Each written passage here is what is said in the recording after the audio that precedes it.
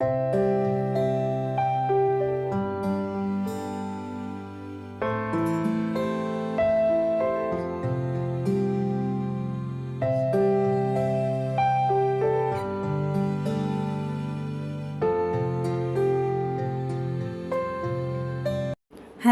And welcome back. तर कसे आहात तुम्ही सगळे? आय होप की तुम्ही सगळे मस्तच असाल. चला तर मग आजच्या व्हिडिओला सुरुवात करूया. व्हिडिओला सुरुवात करण्याच्या आधी तुम्ही जर चॅनलवर नवीन असाल किंवा चॅनलला अजूनपर्यंत सबस्क्राईब केलं नसेल तर प्लीज चॅनलला सबस्क्राईब करून बेल आयकॉनसुद्धा प्रेस करा. तर आज मला बराचसा वेळ होता कारण आज हृदया दुपारी झोपलीच नव्हती. कारण काय माहिती ती दुपारी अजिबात झोपली नाही. नाही तर ती दुपारी 3 तास झोपते आणि मग 4 वाजतापासून माझं दुपारचं रुटीन सुरू होते. तर एवढं बोर होत होतं, पूर्ण दुपार कशी जाईन हे काही कळतच नव्हतं. मग हृदयाचं खायचं प्यायचं सगळं आवरून घेतलं आणि म्हटलं, चल हृदया आपण आता काहीतरी करूया.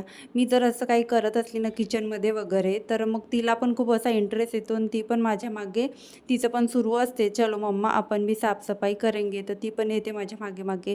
तर हे जे कॅबिनेट्स आहे त्याच्यावरती एवढा सगळा पसारा तुम्ही व्हिडिओमध्ये स्टार्टिंगला बघितलाच असेल.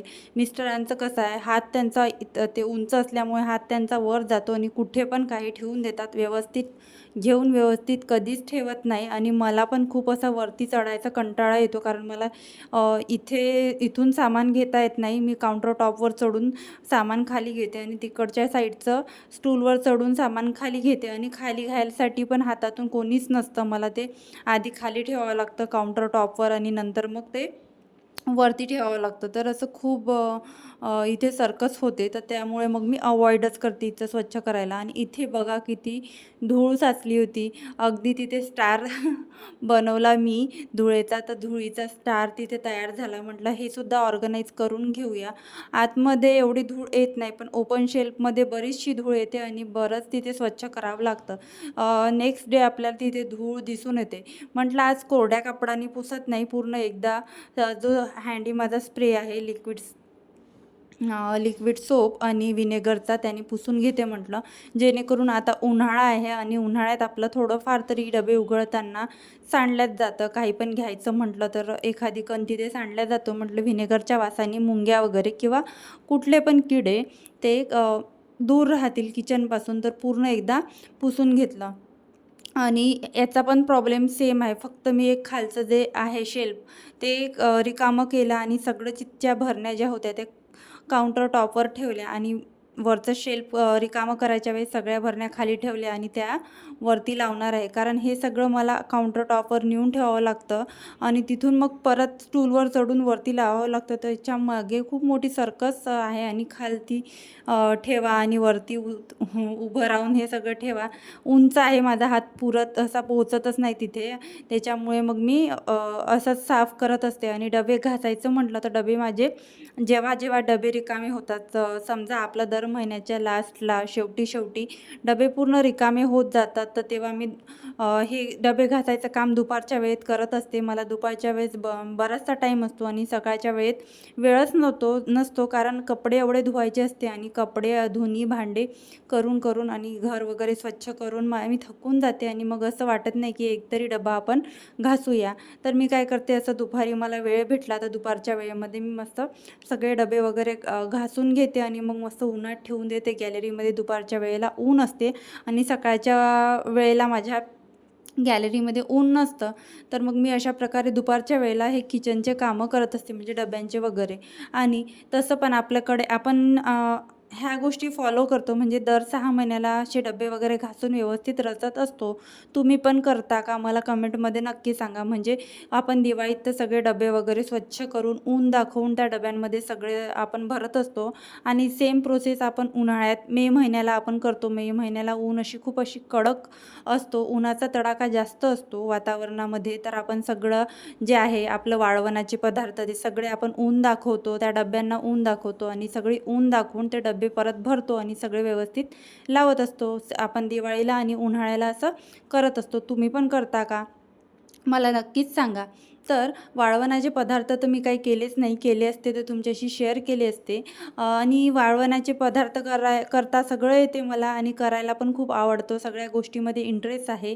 पण आता हृदया छोटी आहे आणि सोबत मदतीला कोणीच नसतं. त्यामुळे मग काही मी वाळवणाचे पदार्थ केलेच नाही. मला खूप अशी इच्छा होती की आपण चिप्स करूया. पण होतच नाही आहे मॅनेज बटाट्याचे चिप्स करायचं. आणि आताच माझी आई येऊन गेली तर तिने माझ्यासाठी भरपूर साऱ्या शेवया घेऊन आली आणि चिप्स पण घेऊन आली बटाट्याची हृदयासाठी. आमच्याकडे शेवया असा पदार्थ आहे की तो राहतच नाही. आला म्हणजे आला की संपून जातो. मिस्टरांना पण शेवया आवडते. गोड करा, तिखट करा, दोन्ही प्रकारच्या शेवया त्यांना आवडते आणि हृदयाला पण आवडते. हृदयाला एक छोटीशी मिरची किंवा हळद वगैरे टाकून थोडासा तडका देऊन तिला दुपारच्या वेळेत दिलं तर तिला खूप असं आवडते. ती खूप अशा इंटरेस्टने खाते. कारण तिला अजूनपर्यंत मी एकहीदा अशी मॅगी वगैरे बनवून दिली नाही, तर तिला मॅगीची चव कळतच नाही. असं घरचं घरचं तिला कळते. तर म्हणजे घरची घरची जी मॅगी आहे असं तिला वाटते की हीच मॅगी आहे आणि हीच खायचं. तर मग ती आवडीने खाते. तर बाकीचे शेल्फ मी पुसून घेतले आणि फक्त हे जे दोन्ही शेल्फ आहे ते एका दमात दोन्ही पुसायला घेतले. कारण इथे सगळे मोठे-मोठे डबे आहे आणि एकासोबतच सगळे इकडच्या साईडनी लागून गेले. तर सगळे मी पुसून घेतले. सोबतच सगळे दारं वगैरे सगळं पुसून घेतलं आणि भरण्या पण पुसून घेतल्या. ह्या ज्या भरण्या आहे ह्या 2 आता मी तिथे फ्राईंग्स ठेवल्या आहे.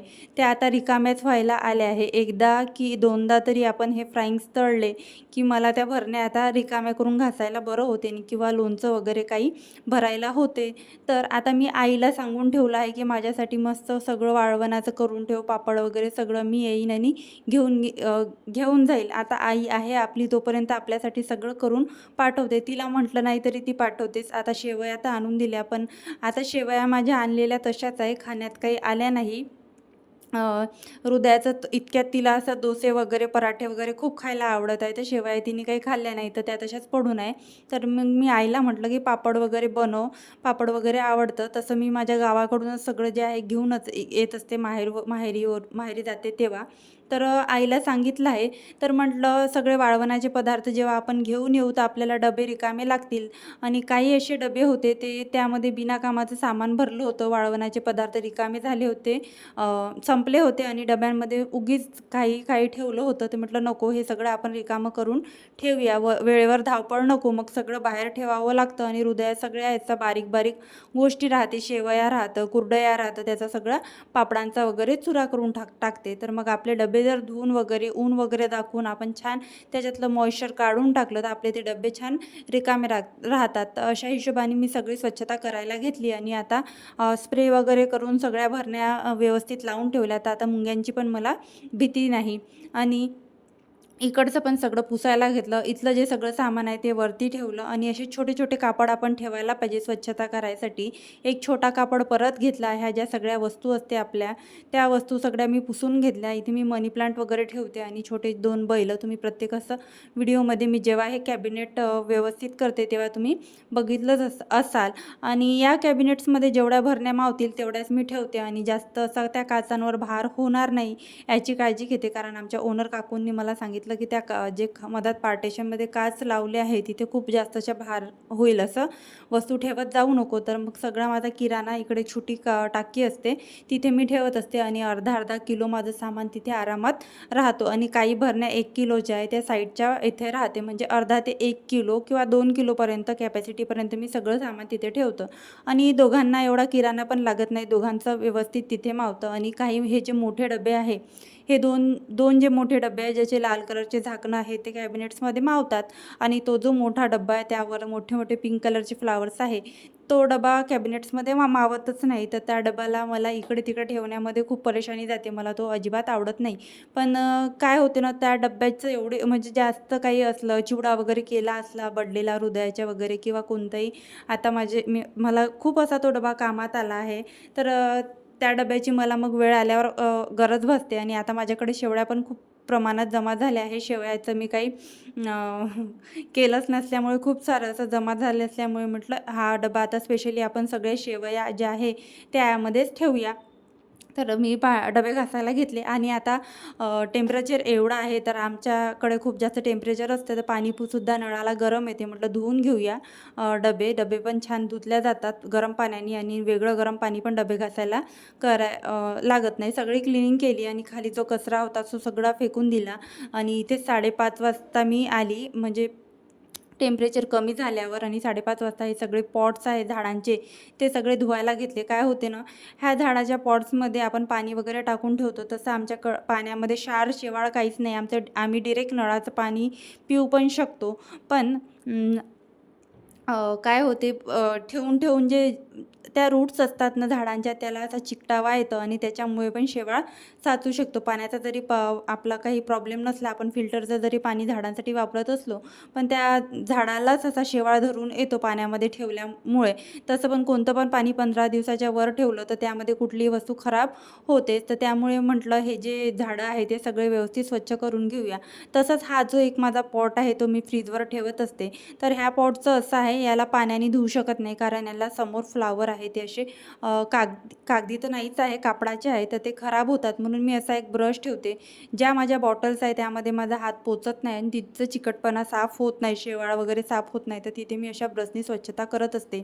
तर हे माझ्याकडे नारळाचं झाड होतं, तर ह्या नारळाच्या झाडाला हे जे नारळाचं झाड आहे तर हे कोंब आलं होतं झाडाला. त्या कोंबापासून मी हे एवढं मोठं आता माझं झाड झालं आहे. खूप छान असं वाटते ते झाड. आणि आता त्या झाडासाठी मला पॉट किंवा अशी माती पाहिजे आहे, तर माती माझ्याकडे आहेच नाही, तर त्याची रिपॉटिंग काही होत नाही. तसेच मी एका बाऊलमध्ये पाणी ठेवलं आहे आणि पाण्यामध्ये ते झाड ठेवलं आहे आणि छान ग्रो होत आहे. त्याचं काहीच बघायची गरज नाही, खूप सुंदर दिसते झाड.